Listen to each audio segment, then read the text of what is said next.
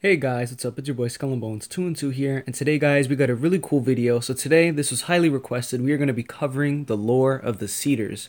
So let's get into it. This is a very bizarre creature of the hollow, and I thought I'd cover this because nobody else has really done this. This is actually a very interesting topic, and I think that we'll actually learn a lot from this.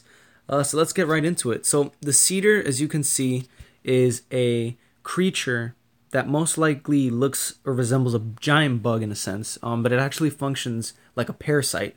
It lives in the hollow. There's not much known on how it was conceived. Maybe it was there before the locust, living independently underground, which makes a lot of sense. And then being dominantly controlled by the locust as they evolved and became more, as I said, sentient before. Same thing with the reavers. And they might have, tamed it and all that stuff. But the way the cedars work are they have they work with the nemesis. If you know those things that go into the air, they're little inky, and then they look like little squids, and then they fly towards you and explode and all that stuff. But besides that, let's get into it so I can inform you guys everything I need to know about the cedar. So the homeland of the cedar is the hollow. Species is locust. The eye color for it is black, and the weapons it uses are the nemesis spores. Equipment it carries are armor.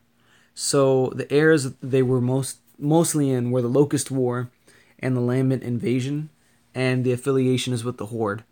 So, cedars were large, 8-legged beasts that fired nemesis spores out of a second mouth on their rear end. When the Locust Horde deployed cedars onto the battlefield, they used these creatures as artillery and anti-air weapon emplacements. They have also been known to jam radio transmissions with their very presence. History. Cedars are perhaps the most bizarre creatures of the Locust Horde. Each of these living cannons are literally fed its own ammunition. The mouth on its rear is the creature's anus. Yes, that's very funny. From concept arts, a locust drone is in the same hole with the cedar and has several nemesis with him. He shoves it in the cedar's mouth, where it goes through the body immediately out of its anus, and that is how it functions to shoot it out. So, it's really weird. It's like the locust feed the cedar, then it shits out nemesis that goes to find Cog and blow them up. So, the locust use cedars as sort of a living artillery cannon, and they launch the nemesis as mortars at long range, and also launch nemesis at close range to jam radio transmission. When in battle, cedars remain stationary, with the vulnerable front end of their bodies under the ground and with their armored asses exposed. Aiming is unnecessary, as nemesis can seek out their target once in the air. In some instances, a cedar will pull its entire body out of the ground when injured or panicked. So it'll just all crawl at once, and it'll then be killed while it's exposed from leaving its hole, which it's basically trained not to do, but in the sense that it's getting overrun with humans, it's going to leave its hole. So some really cool facts about the cedar that I found out that are really pretty cool is that a dead cedar is seen lying on the ground in a checkpoint of Gears of War 1 Act 4 Chapter Hazing. There's also a set of bolo grenades near it. Pick them up, the cedar will growl and tremble, perhaps attempting to revive itself.